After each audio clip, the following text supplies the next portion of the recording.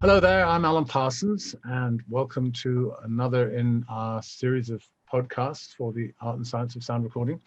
This has the fancy title, this session, of Spellbinding Stories from the Studio. So hope you enjoy it. And we've got a wonderful cast of participants today, starting with a major force in the industry, a big name in studio design, particularly acoustic design, Chris Pelonis. Welcome, Chris. Nice to be here. Happy to be with you guys. And you'll have to tell us about that location you're in when we get underway here.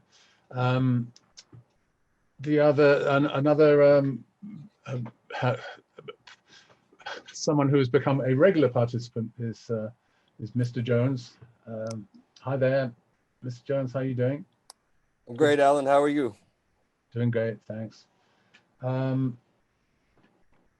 Two more regulars, of course. Julian Colbeck, who is basically the other half of the partnership in Art and Science of Sound Recording. Say hi, Jules. Good afternoon. I'm saying hi. Terry Shields, who is our main man for everything technical at ASSR. Hello, everybody. And last but not least, Noah Bruskin, who is my chief engineer at my studio in Santa Barbara. So thanks again, Noah, as always. Nice to see you. Thanks for having me. Good to be here. All right. Well, let's, as promised, Chris, what is that incredible location with all those guitars? I'm convinced it's not a projected image. It's real. Right? They're very real. Yes, I'm at my music venue in Solvang, California. It's called Lost Chord Guitars, and it's a boutique guitar shop. A lot of these guitars on the wall, I actually go to the luthier and I listen and actually do acoustical measurements of the raw wood, have them build the guitars for me with selected woods, quite unique ones. One in particular, cherry wood and redwood triple out back there. That's a really interesting tone wood combination. So Lost Chord Guitars is a music venue. We have concerts here, everything from, kind of bigger name artists to local talent, showcasing and up and coming artists. It's an art and photography gallery, beer and wine. I have my own wine label. Hang on a second. Have you been able to operate through the virus crisis? They let me open at 25% inside for about 3 weeks. I was the artist. We did great, but then they shut that down, and then no live music for quite some time, but we were able to operate outside, selling wine and beer. We sold quite a lot of guitars. Jeff Bridges and I developed this all in this together, Breedlove guitar, and I sold about 50 of those. And I can talk a little, I don't want to get off subject, but as long as we're promoting, we also sell this stuff. Right. But so, we were able to sell some guitars and operate outside. I've been sitting outside with a small little PA and playing, little bits here and there. They've allowed live music outside for the last, 3 or 4 weeks. Hopefully we'll at least get a 25% inside. But what I have done in the meantime is I've done some recording and some live audio video. We did a Michael McDonald live stream out of here. It's designed acoustically like a studio. It just happens to have a bar and a stage in it. Tell us who else you've been working with, and you've got a studio at your house up in Hollister Ranch, right? Somewhere. It's somewhere. I'm not sure where it is. I have a studio. Yeah. It's in Jurassic Park. Yes, I do. Well, the latest things I've been working on, Jeff Bridges, I produced a single out of there, and there's a really pretty cool lyric video out there. It's called My Welcome Mat by Jeff Bridges and the Abiders, and he doodles all the lyrics as they scroll. And he's quite, he's quite the artist, and he's very talented. So I did that. And he has a particularly fine guitarist in his band, does he not? Yeah, well, I like to think so. I'm still the best guitarist in my house. That's Chris. I'm still the best guitar player in my house since my son doesn't live there anymore, because he's far better. By the way, I'm doing Loke Dogs 2, which is Christian Pelonis' third album. Carly Joe Jackson, that was about a year and a half ago. But the most recent thing that I'm just finishing is Michael McDonald producing with Michael a new album, which is really exciting. And it's perfect timing for this whole subject, because it's a very acoustic oriented record, and we can get into that down the road about how acoustics and mic placement and room and monitoring and different ideas of how you can record, especially for people that are recording on their own quite a bit. I think that might be a big part of our audience, right? Absolutely. And there's an interesting connection between you, Chris, and Mr. Jones. You'll see that he's got Playback Studio right behind him. You've been doing some work there, Chris, with the new Playback Studio, which used to be in Santa Barbara and it was now somewhere in Los Angeles, right? That's right. Well, I designed the original Playback, and it was really quite something. We won a tech award. Actually, Alan, Yes. did you present me? No, you didn't present. You did present me with a tech award, but I think that might have been for a different studio. But maybe the year before, we won a tech award for Playback. I think you did present me with an award in Anaheim. I don't know if you remember that or not, but I remember, because it was more important to me than winning the tech award was having. And I'm not just blowing smoke. This is really true. I've been nominated about 10 or 12 times, and the 2 times that I won, I think I should have won a few more times, but we won't get into the 2 times I won, I was presented by you. I feel the same way about Grammy nominations. Yeah, right. I'm sure. Yeah. So you presented me with one, and George Massenberg presented me with the other one. And that to me was it. I mean, I was much happier about who handed me the award than actually winning the damn thing. But yes, Playback, I designed the original Playback studios, and then they moved to LA, and they have my main monitor system. So I went in just recently to revoice the speakers for the room, because every environment's a little bit differently. Oh, the speakers came from Santa Barbara, did they? They did, yeah. Cool. All right. So how is it, Raymond? Have you been spending some time there? Oh, Playback's always been an amazing studio. The one in Santa Barbara that Pelonis designed is one of the best studios I've ever been in, and it just transpired, into this location here for sure.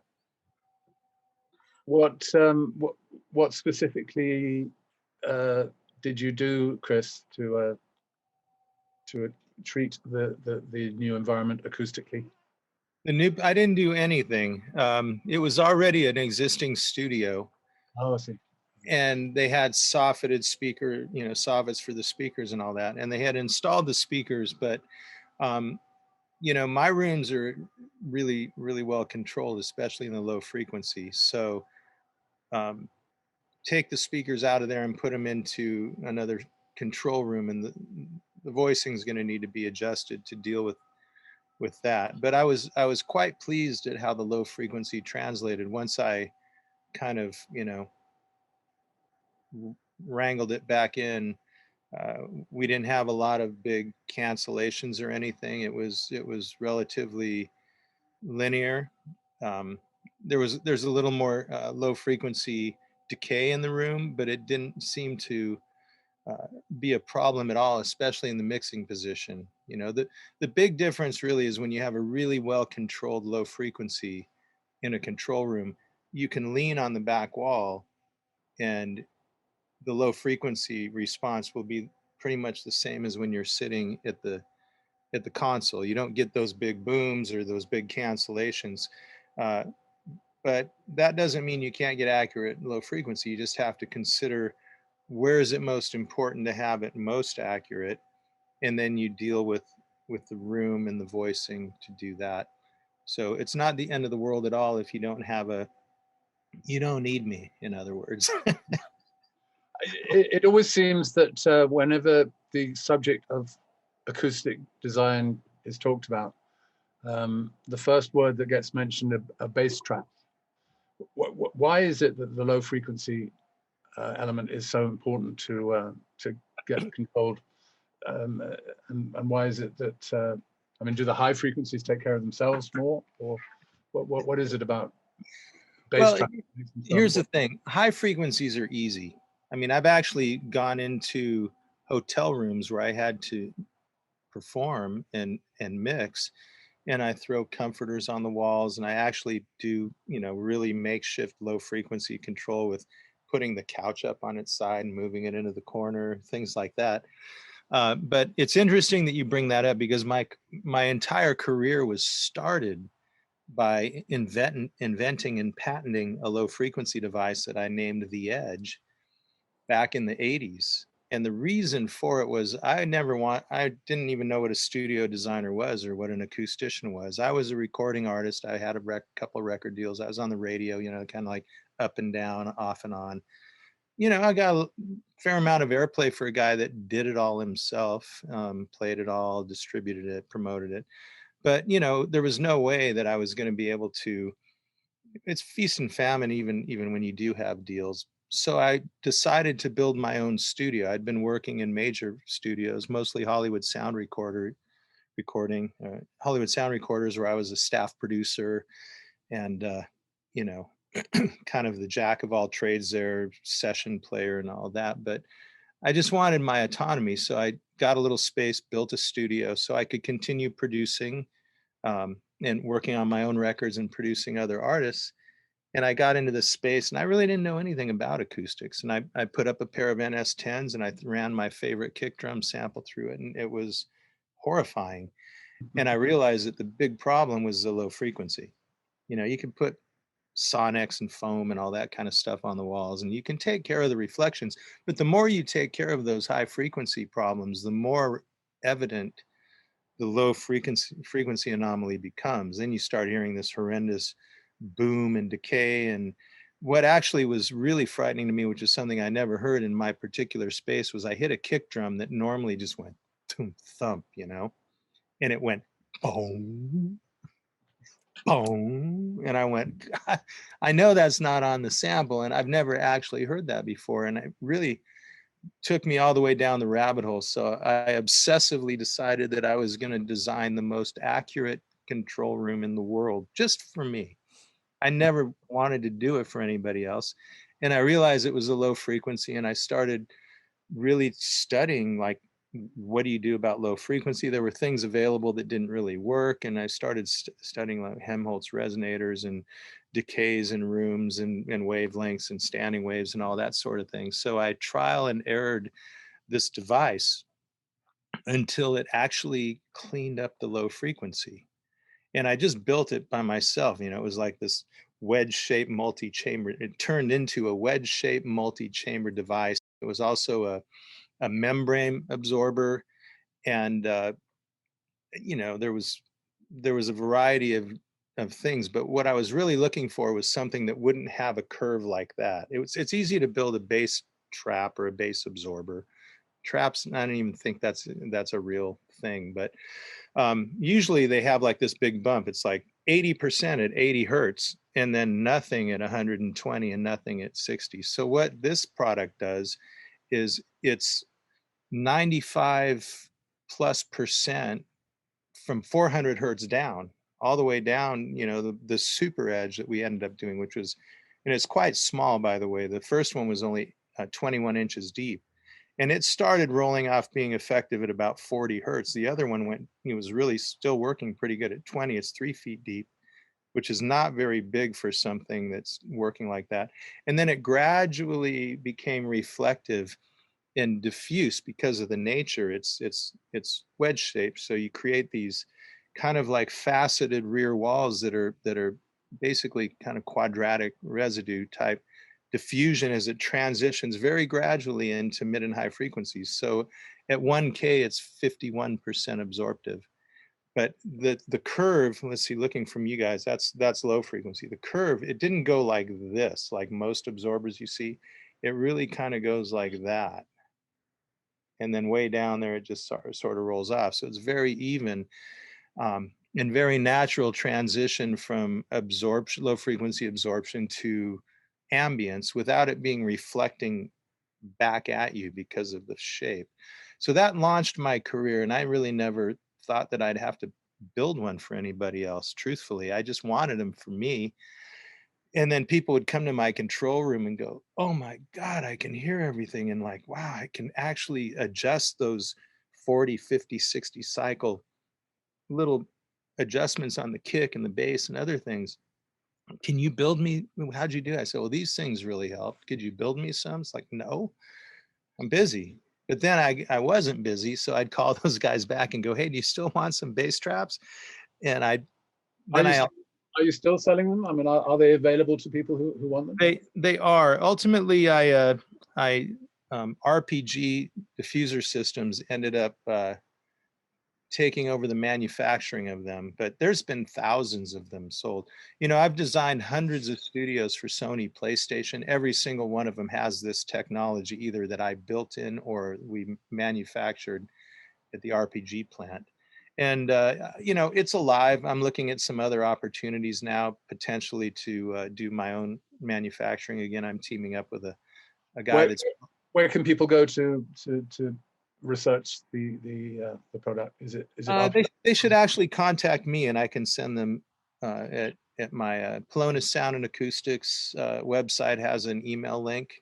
By the way, don't look at the site because I haven't updated it since in 20 years or something, but there's an email link there, and you can hit me, or at Chris Pelonis Speakers, there's an email link.com, or lostchordguitars.com.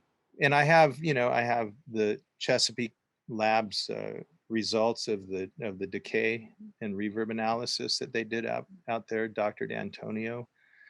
So that really launched this whole thing for me. And then I started to go, I'll build a couple. Then people would call me and say, and just stop me talking anytime if you want to, because I had coffee. But people would call and say, okay, now the low frequency is under control, but we're getting this ring or flutter or whatever. And I ultimately taught myself architecture, engineering, mechanic, HVAC, electrical engineering, speaker design, drafting, so I became the one man, drew my construction documents, did all my renderings, my walkthroughs and all that stuff in CAD. And how much were you influenced by other rooms, rooms that that other people loved? I mean, of course, I grew up at Abbey Road Studios, which legendary acoustics, but mostly because they were happy accidents. Yeah. And then the second part of the same question would be, how did fashion in acoustics change over the years? Like, we had this period where the live end, dead end was the buzzword of the moment.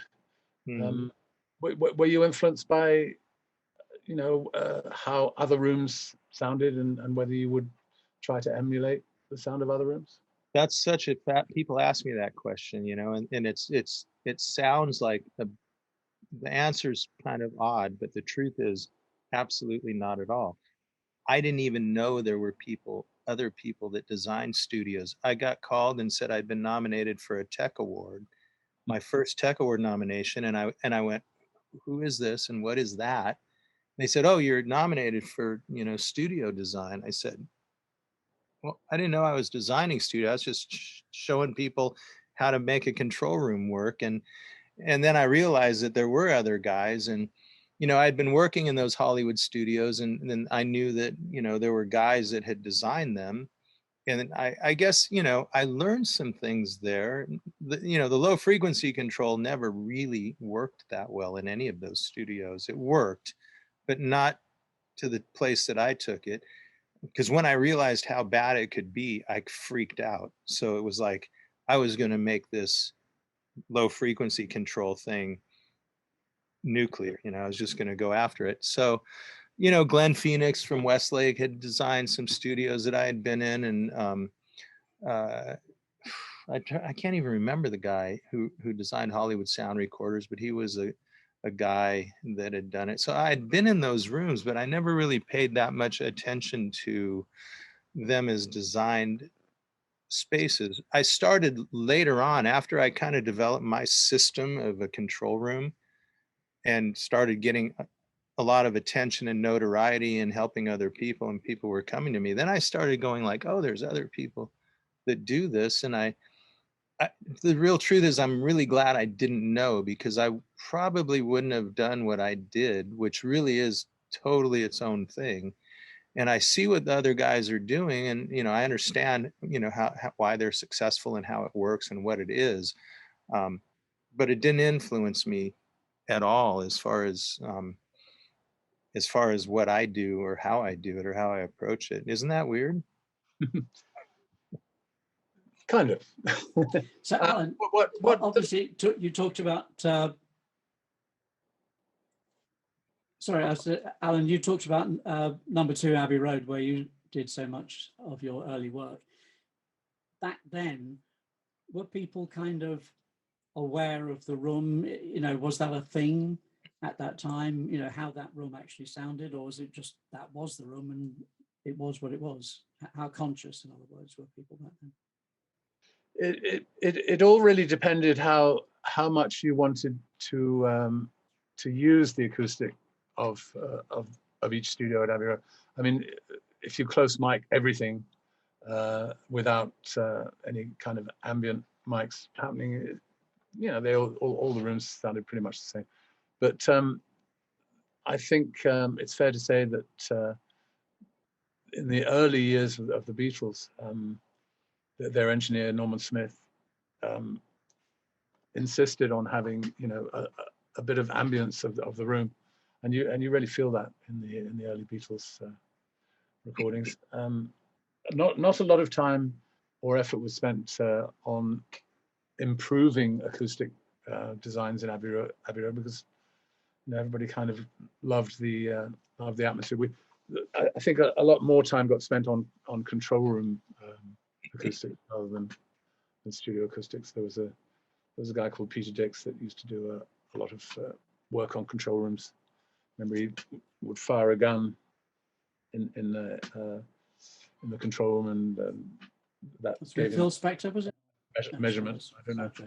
It's all kind of a weird science. Let's ask Raymond, what importance do you place on the acoustics in the room you're working in? And if you were building a studio, would you devote a lot of expense to acoustic treatment, or would you say that the equipment is a more important item to budget for? I personally think that the acoustics of the room is the most important thing. I found that, I've tried several different monitors, and I'm thinking, okay, maybe I need bigger ones. I'll have 5-inch ones. I'll need 8-inch ones to get more bass and things like that. But then I move further in the room, like Pelonis was saying, you move to the back of the room, and it's like, oh, all the bass is back here. It's like the room isn't treated properly. So no matter what you throw at it, you're not going to get anything better out of it. I've been in situations like, mixing a rock record, and you're like, oh, this sounds great, and it's so loud and everything's good, and all of a sudden you stop it, and then you hear ringing like crazy in the room. You're like, oh, okay, all that frequency is false. So yeah, definitely make sure that the acoustics in your room is on point to start. All right, Noah, you not so very long ago did a course at what's it called, the college? Musicians Institute. Musicians Institute. Did they devote a lot of time on that course to acoustics, or did it seem that other things were more important? You know, it wasn't too focused on. It was kind of talked about in every kind of class because it kind of spanned a little bit in everything. And it was more like when we kind of had like projects, like hands-on kinds of things with, you know, one-on-one-ish kind of a thing, that they would get more in depth and kind of talk about how they treated the rooms and the different studios in MI, and how to use it to your benefit, and kind of, you know, everything in between. But mostly it was kind of talking about, which I thought was the most fascinating, is the color of a space, right? You know, we talk about control rooms, it's kind of all about getting the room out of the room, no color, nothing accentuating anything, right? And then talk about a tracking room, and, you know, we all know the Abbey Road and the Capitol Records, all these famous spaces that we've heard, and it gives it a color in a sense. And then there's also records like, I like to bring up a band called Bon Iver, who won a bunch of Grammys for a record he did in a cabin, you know, that has the worst acoustics possible, but you get like a color of like a black and white kind of a feel where it's not correct, and, you know, it's kind of this weird creaky kind of a sound. So it all kind of makes a part in every kind of a thing, from tracking room to control room and everything in between. Now everybody's kind of throwing it all into one, you know, everybody's kind of tracking in their control room, and you kind of have to find your middle ground and do your best to kind of take the room out of the room, but not totally out, and find the balance. Terry, as a professional bass player, have you any views on where you've worked studio wise on the importance of the sound in the room? Yeah, the sound of the room is certainly a huge part of it, but a lot of it is for me is wanting to get the proximity of the playing. If I'm, say, tracking with a drummer on an electric bass where I can be any place in the space, having the freedom to be right next to that drummer is great. But I do a lot of things on an upright bass, which makes it very challenging, because you're then have to be completely isolated, and has all kinds of problems working with that. But I mean, what's the secret of a great upright bass sound? And, you know, I've seen people do every number of things. I think miking the fingerboard sound is one of the things people would miss, to actually have the percussiveness of your hands on the instrument, I think, is the part of it. But I think one of the tricks that I've done is taken as many inputs as I can, including my electric pickups for that amp, for the pickup for the bass, to get some signal, and then have the room sound as well.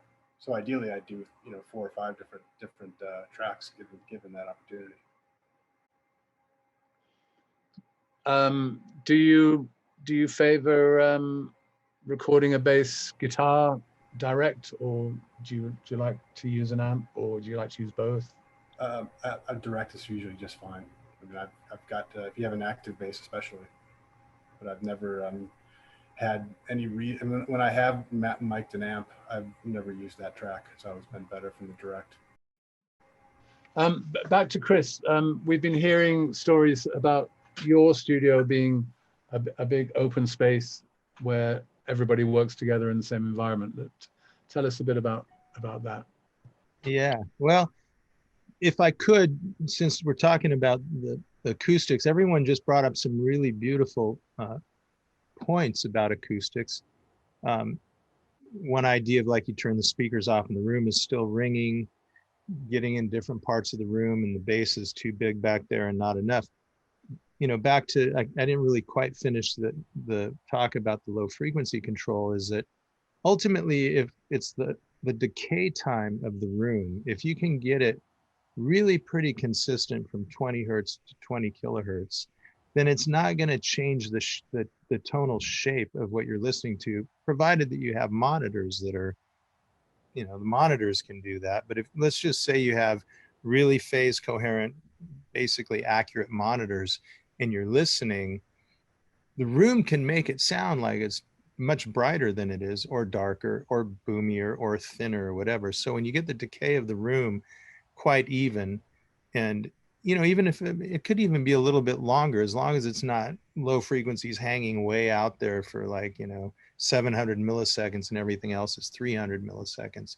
So that's been the focus of my control room design. So I just thought that was really important. And that, back to the working in the same room, which is where you're headed with this, is, you want the room to have a beautiful, quote, color, and learning how to work with that color and adjust your listening to, okay, well, maybe my room's a little warmer, or it's a little bit more, it's a little richer in the mid-range or whatever.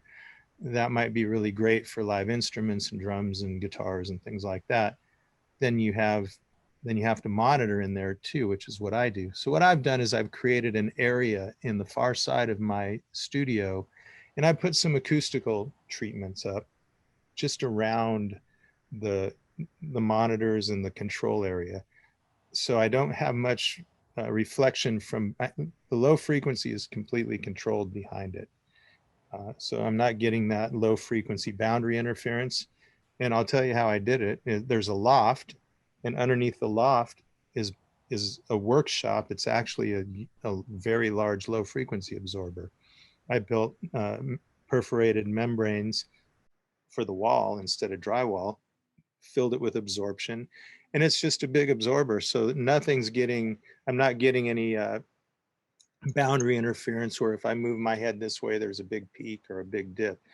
So, that's a little bit of a cheat, and it's not that easy for everybody to do, but there are other tricks that you can do when you do have a solid wall. But anyways, I got my control area where I'm listening pretty legit. And then the rest of the room, I actually built the place from the ground up with ratios. You all have heard of the golden mean ratio and things like that. And what that is, if I start getting too technical, Alan, just cut me off, because this can get really boring and tedious. But there will be some techie people, I'm sure, watching right now, but combined with people who are completely untechnical, I have to say. Well, it's really not that hard to follow. It just gets a little dry and boring. But you've got the modal response of the room, the axial modal ratios, where you've got the length and the width and the height. And each one of those has a fundamental frequency, and then all of the harmonics within that frequency. So let's just say you've got the longest, it'd have to be a 28, 9 something foot room to give you a 20 hertz fundamental. But then you're going to have 20, 40, 60, 80, etc. All the harmonics of the 20 hertz. And then if you have a width that, let's say, is 40 hertz, all those harmonics are landing on top of each other. So, and then you have the height as well. The ultimate ratio of a room, and this is where low frequency control really comes in, is you can cheat those ratios. But if you have the ratios that are really good, the distribution of all those modes and harmonics is very even. So what you don't want to have is big gaps, and you also don't want them landing on top of each other. That's where you get cancellations and augmentations. So having a really well distributed ratio causes the low frequency in the room to be, it's not going to be smooth like if it's a totally built out control room, but it gives you a real head start. And it also gives you a big head start for things like bass and drums and things that have a lot of low frequency. Suddenly those instruments sound rich and beautiful instead of mucky and weird and phasey and all that stuff. So I did build my space with proper ratios. So there's another little cheat. Can you tell us a little bit about how musicians have responded to being in the same room, not necessarily isolated from each other, and how that environment works creatively, as opposed to? Surprisingly, there's a few people have come in very kind of reticent, and I don't know. And I mean, oftentimes I prefer people don't even put headphones on. They're all in the same room, and then they can balance themselves with each other. As soon as someone puts on a headphone, suddenly the side stick's much louder than it was when they were rehearsing the thing and they're having to play with each other. people are who are used to putting 12 mics on a drum and DIing everything. It takes them a minute to go like, whoa, like I'm hearing a whole bunch of the drums on my guitar mic, or I'll have an upright bass, and none, by the way, none of this is really right or wrong. This is like whether you like salt or pepper or whatever. But I have the upright bass maybe 10 feet away from the drum kit. So you hear the drum and I mic the upright bass and only use the mic on the upright bass. And that's what I'm going for, is this sort of everything's sort of grooving with it. And part of the sound is that bleed, which I know you're familiar with from records you've done. And once people hear it all together, and it's really quite beautiful, and you have all this three-dimensional depth, and you really feel like you're in the room. When I solo an instrument is when they go, whoa, that's, what am I soloing? It's like, well, that's the acoustic guitar. As soon as I take it out of solo, it really is in its place. Right. And it's, it's right there, and it's like you can sink your teeth into it. But when you solo it, you hear a little bit of Mike singing on it. You hear a little bit of, not the favorite word separation is not so very important, is what you're saying. So, for me, I actually kind of detest it. I mean, I've really come to this place in my life where I know what I like to hear. I know how I like to record. And I do also, now this isn't for the weary kind. You really have to understand tone shaping.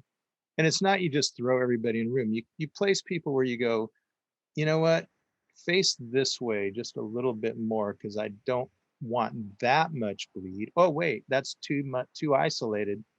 There, now I'm hearing that microphone is picking up those other elements the way that I want it to. And then tone shaping those things. And a big element is the room mic. I've got a room mic that never moves. It's a stereo ribbon mic, and it's up in my loft, and it's placed right where I wanted it, from how I wanted it to sound. And usually what I'll do is I'll get people what is that mic? Just so it's a Cascade, and it's got the Lundell transformers in it. It's not a super expensive mic. There's probably better ones, but I do like the ribbon mic for the room. And I know Royer makes a really nice stereo ribbon mic also. But this one with those transformers, you may have heard Glenn Phillips one time did a live recording where it was the only mic, and he had everybody in the room with him. And he did what I'm talking about, where he placed, like, I want to hear a little more guitar, bring it closer. I want it panned further and move it over here. So you really kind of create things in the room, on the room mic, where you want to hear them. And then you do your close-ish miking on everything. But once I get things balanced on that room mic, and I'll do things like say, you got to turn your guitar up a little, turn it down a little if it's an amplifier, or turn this way, or I'll move people in the room if they're too loud. And the drummers are the trickiest, because I don't close mic drums. I only use an overhead and a kick mic in the room. So the drummers, it's a funny old story. I'm not the first one who said it. It's like, can you bring up the toms? It's like, hit them harder. It's really that simple. Play the drums with your balance and your dynamics. And a great drummer really gets that. Like, I've had drummers come in and they're like, thank you. You mean you're not going to play my drums for me? It's like, no, you're going to play the drums. And once everybody kind of gets in the groove that they're actually a band playing together, and I'm capturing it, and they listen back and it sounds like a band playing together, the response, including, Michael McDonald, which is my most recent project that I'm doing, and he's really gone down the rabbit hole on this whole idea, and he loves it. Chris, a couple of questions sort of technically on that. If you were recording in one room and you're also engineering in the same room, you haven't got a separate control room, if you wanted to do a guide vocal, how does that work? And secondly, if you had one of the players who was not amplified, like a bass player who would want to be DI'd, say, how does the rest of the band hear that? So two questions: how do you do a guide vocal, or a vocal for that matter? And how do you handle an instrument that would be recorded without an amp? That's a really good question, actually. I have headphones, like when we're recording, the monitors are muted and we're on headphones, or I'm on headphones, and sometimes everyone else is. Um, Unlike a lot of people, I have on the electric bass, I take the DI and I amplify the bass also. So every time, and whether I ultimately use the amp or not, which by the way, I use the amp and I also use a lot of the, there's a lot of the bass in the room. Even if I'm overdubbing a bass, I go DI, bass amp, and room, and I use a lot of the room in the bass sound. You'd be amazed. People for some reason think that's a bad idea until they hear it and they go, wow, that's amazing. Sounds great. Right. So as far as guide vocals, I'm not sure if I answered your question completely. If somebody's playing, say, an acoustic guitar and they want to hear them Right. more, something like that. Well, I mean, would you have a problem in terms of if you've got a guide vocal that's then going to appear, on another instrument's mic, but now you want to re-record the lead vocal, say, for real, but you've got the spill going into other mics, how do you deal with that? Well, most of the recording and producing that I'm doing, I'm kind of picky anymore. It's like the singer sings and that's it. They sing it live in the room with the band, and Okay. and that's it. I mean, I've Okay. I'm working with Michael McDonald. He can sing. The Carly Joe Jackson. Fair enough. Yeah. Would you have been able to take him out of the mix and redo the vocal, or would it just simply not work? I could, if I thought that was going to be the case, I would have put him in a different place with a cardio mic, and I don't need him in an ISO booth. I just put him on the far side of the studio, facing the other way. You're not going to hear him. You'd be amazed. People really are stunned. For example, you go listen on the guitar mic or a guitar amp mic, and you're in the room and the guy's bashing on the drums. And you listen to the 57 or whatever you're putting on your guitar amp, you almost barely hear the drums. You think they're going to be blaring, but they're not. These cardio mics work quite well. So I can do that. It's not what I like to do. I like to capture a moment of everybody playing and singing together.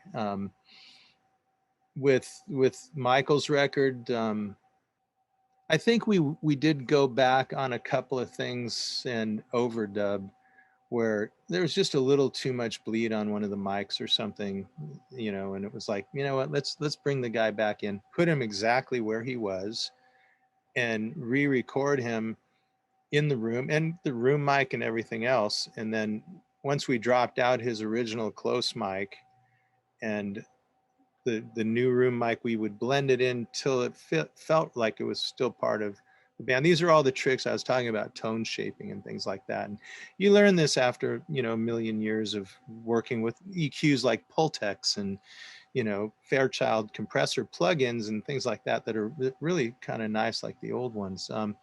So it can be done in the same room. Ultimately, if you really need to do a lot of that, then I'd probably put the guy back in my workshop in the bass trap back there. And it's isolated enough, if that was really going to be an issue. But I haven't had to, truthfully. I mean, kind of surprised to hear that, because as you probably know, we interviewed Michael for a video series of ASSR, and he said, the compressor's got to be dead right, and I've got to be adequately warmed up, and I need lots of takes, and I've got to comp it, and I must not hear any processing in my headphones, and all kinds of stuff that he talked about.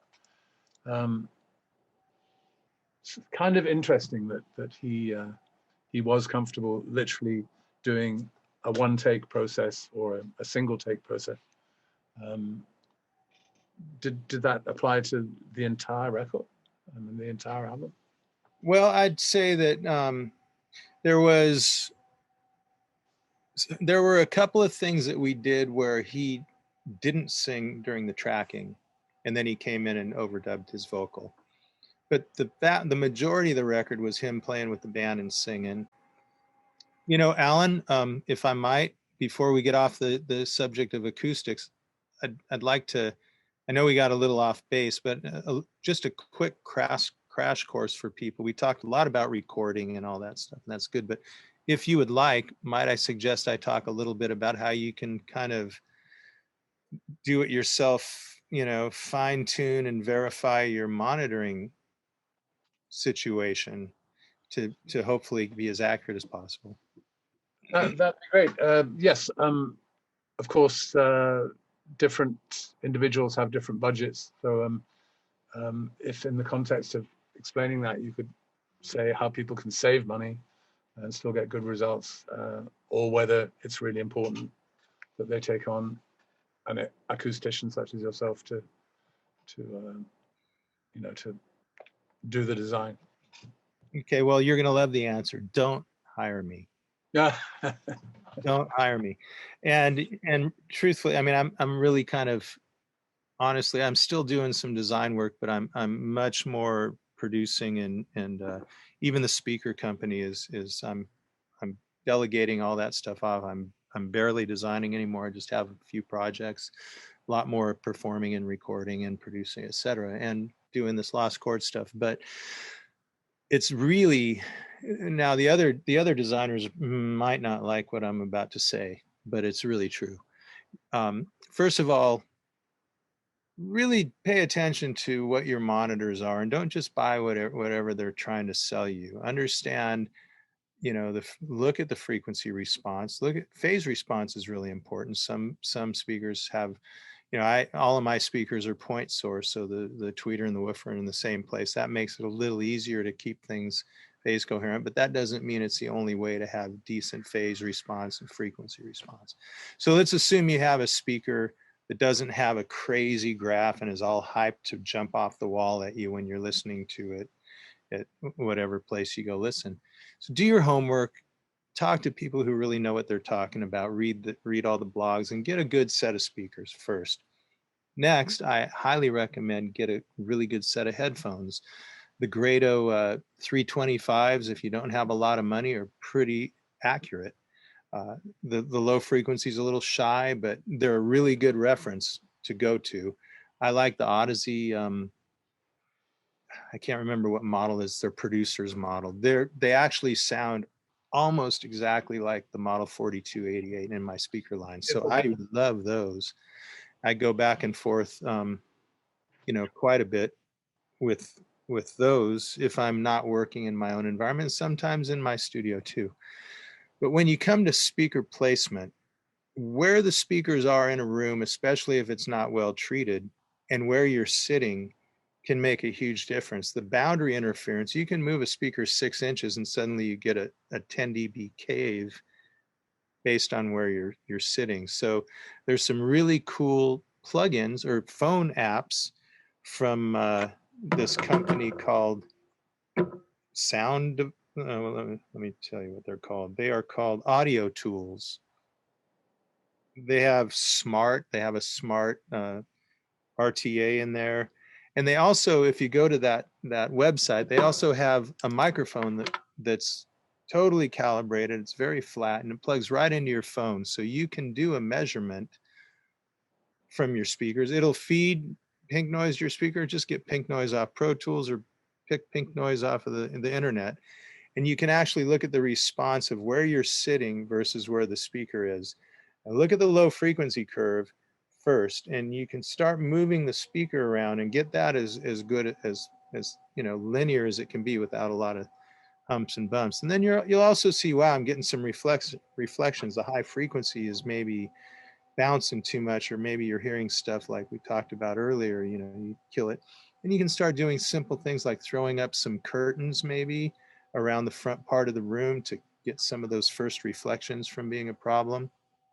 But having a tool to measure your speakers and see about the location of the speaker in the room, I think that's probably first. As far as quick treatments for rooms, well, those edge bass traps, they're not real inexpensive. So They work great, but they're not for everyone. They're not cheap. But you can start doing things like on the front wall, put 4 or 5 inches of cotton insulation, like that Ultra Touch R19 cotton insulation. Just put the whole front wall of your control room. Put that and throw some fabric over it, or throw a curtain over it, or whatever. And if you're not too far away from that front wall, the development of the sub-low frequencies isn't going to be a problem anyways, as much as those, upper mid, low mid frequencies. And you'll start to absorb, all the way down to 100 hertz with that treatment. That's going to clean up your low frequency, not 100%, but a lot more than just, throwing a sound, 1 inch, 6-pound fiberglass panel up there, or some of those other Misto things. People are selling all kinds of stuff that's, all I know is the first reflection of the speaker isn't really happening back there so much that you want to really control the low frequency. And if you can really build up those front corners with, without getting into a lot of detail about how to build a really more accurate, more broadband low frequency absorber, you can fill those corners up with, with that same insulation. I love that Ultra Touch cotton. It's more absorptive than most fiberglasses or mineral wools, and it's not toxic. You can actually touch it. Really great product to trap out that front wall and get you a lot closer. And you'll find that your positioning of the speaker in the listening position is a little more forgiving when you start doing that. We have a comments section on the course, and there are a lot of very technical kind of questions of what people have done and want to do and have found, and they've got, different room analyzers that they've used, and they kind of want to know how to use that data. I downloaded Spectroid from Android Google Play and listened to my room. The room is roughly 20 foot by 16 by 8 with carpet flooring, popcorn plaster ceiling, wall diffusers on the back and half side of wall. I have a bookcase and other equipment that breaks up waves. Running Spectroid in an ambient setting pretty much sits at minus 100 dB across the frequencies. I listened to Hotel California at mixing volume, and it got to minus 20 to minus 35 dB across the frequency, with the exception of 4781 hertz. It drops to minus 45 dB. Not sure if this is a problem or just part of the dynamics of the song. If anyone could let me know, I'm new to room design. I took a phone all over the room while the song was playing. No change that I noted. So he's saying, where was the hole? Again, what was the frequency where you noticed a dip? 4781 hertz. So just almost 5K. Oh. It drops. And basically this is, I'm not familiar with that program. Yeah. It sounds like it's a spectrum analyzer of some sort, yeah? Yeah, it's just a little iPhone, freebie iPhone app. Everywhere he goes in the room, he sees the same response.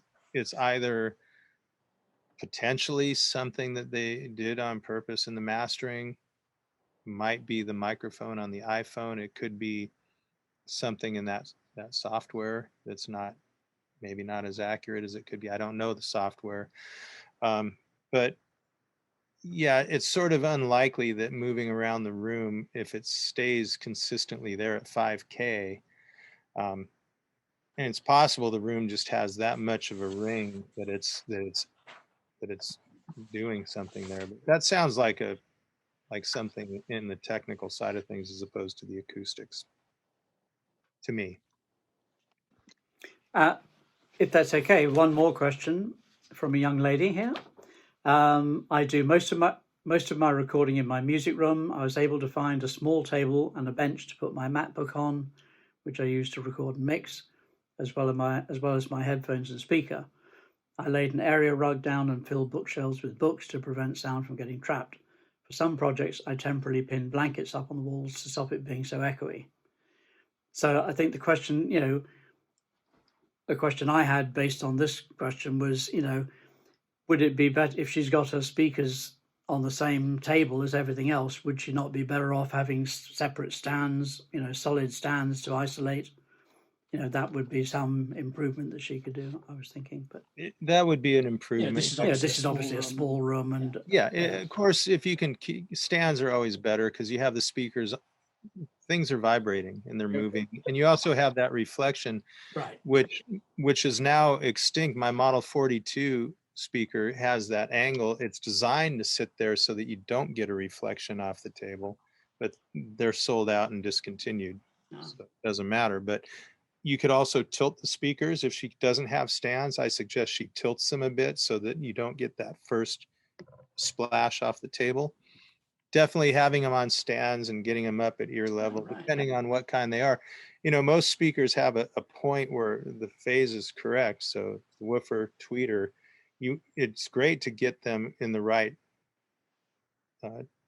trajectory of your ears so that you're getting the proper response the way that the speaker was designed. And by the way, I like what she's doing. I like, putting blankets on the walls and stuff like that. That's it. She doesn't need me. She's got it. Actually reached a point where we've run out of time. Okay. We greatly appreciate everything you've contributed to this podcast, and it just remains for me to thank Mr. Jones, William Colbeck, Noah Bruskin, Terry Shields, and from me, Alan Parsons. Thanks for joining us. We'll see you next time. Take care.